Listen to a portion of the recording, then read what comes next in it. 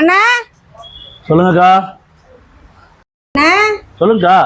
Fridge கொடுத்து அனுப்பிச்சு விட்டீங்கல்லண்ணே? ஆமாக்கா. 2 நாள் தானே ஓடிச்சு, அதுக்கப்புறம் ஓடவே இல்லைண்ணே.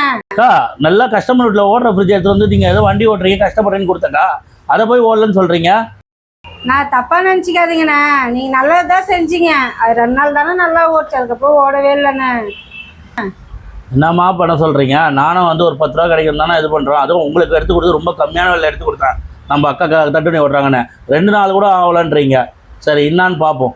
சரிங்கண்ணா, நாங்கள் நிற்கிறோம் வாங்கண்ணே. அம்மா நீங்கள் போய் கட்ட ஊற்று கொடுக்குமா, வந்து பார்க்குறோம்.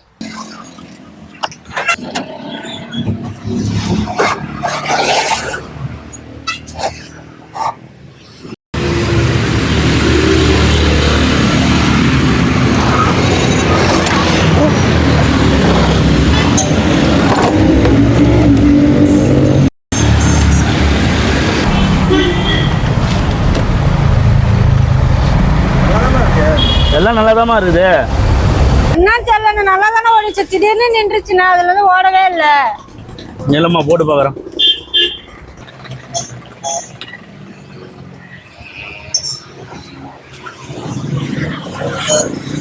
என்னக்கா கம்பல்சரி இருக்கானா? கம்பல்சரி காணும் அப்படின்னா? கம்பல்சரி தானக்கா கூலிங் ஏறும் ஃப்ரிட்ஜு, அதுவே இல்லையே இதில். குறு எல்லாமே இருந்து கூலிங்க பார்த்தாக்கா எடுத்துகிட்டு போனீங்க.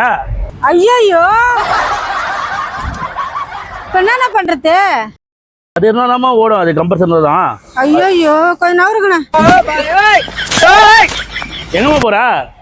நான் இருங்கண்ணா, நான் வீட்டு வரைக்கும் போயிட்டு வந்துடுறேண்ணே.